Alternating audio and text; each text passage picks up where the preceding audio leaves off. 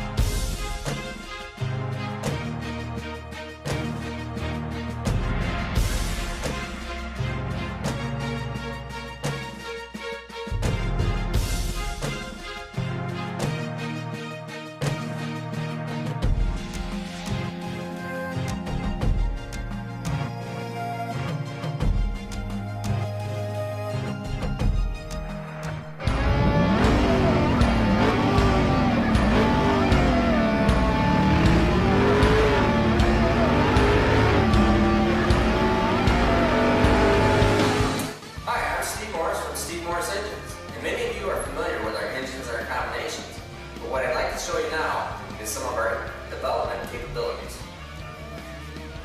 This is a v16 quad turbo engine that we designed and built for the v16. This is the v16. This engine was built right here at Steve Morris Engines. This is a one-piece billet block, water jacketed for maximum cooling. One-piece crankshaft, one-piece billet camshaft. Cylinder heads are of our design. Intake manifold, our design, built exclusively for the v16. This is quad turbo. These are exclusively built for the v16. They are 81mm. Turbo specifically designed for this application. This engine is dry sump oiling with 5 stages, 4 for the oil pan, 1 for the turbo section. Dual drive-by-wire throttle bodies with water-to-air intercooler. Now clearly, this engine will not be packaged exactly like this in the car. This is for testing purposes only, as is with this intercooler. But what we have done here is we are maintaining certain water temperatures to simulate intercooling effectiveness in the car. This engine, as we'll look at on the dyno graphs, has made 3,000 horsepower on pump gas. That's on 92, 93 octane fuel at only 20 psi of boost.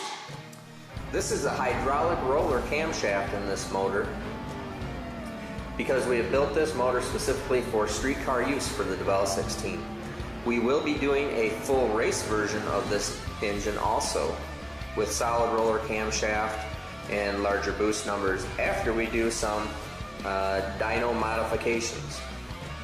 As you'll see in the dyno graph, we have made 3,000 at 20 psi, we have made 4,000 at 30 psi with a stunning 4,500 horsepower at 36 pounds of boost before running into the limitations of our dyno. This is EFI, of course, with under manifold injectors to keep a clean, simple look throughout the engine. Our billet valve covers, along with that billet intake manifold designed specifically for boosted application.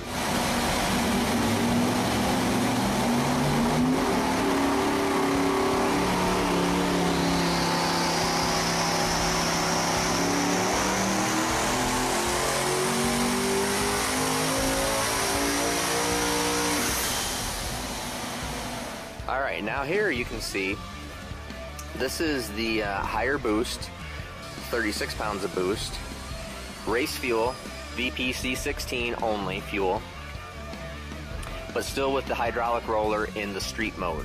Now we don't recommend this. This is not where we're going to recommend this being for maximum horsepower in street mode. We want to see this at a lower RPM, or I'm sorry, at a lower horsepower level, at the 4,000 horsepower level. 4,515 horsepower at 6,900 RPM.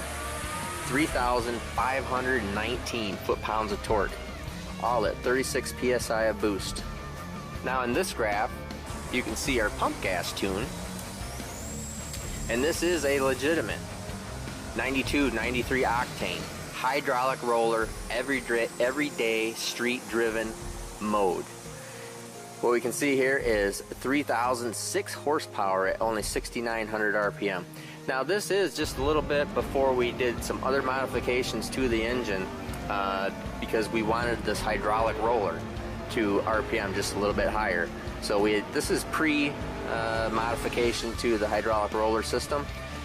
So we would actually make just a little bit more, but in our boost level of only 20 pounds of boost, intercooled, this is extremely good. You can see right up through here we came up to a limitation on, this was a limitation in valve train where it dived off right here.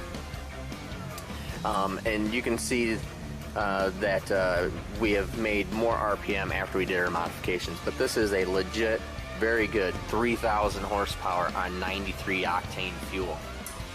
To learn more about our capabilities, please visit us at SteveMorrisEngines.com.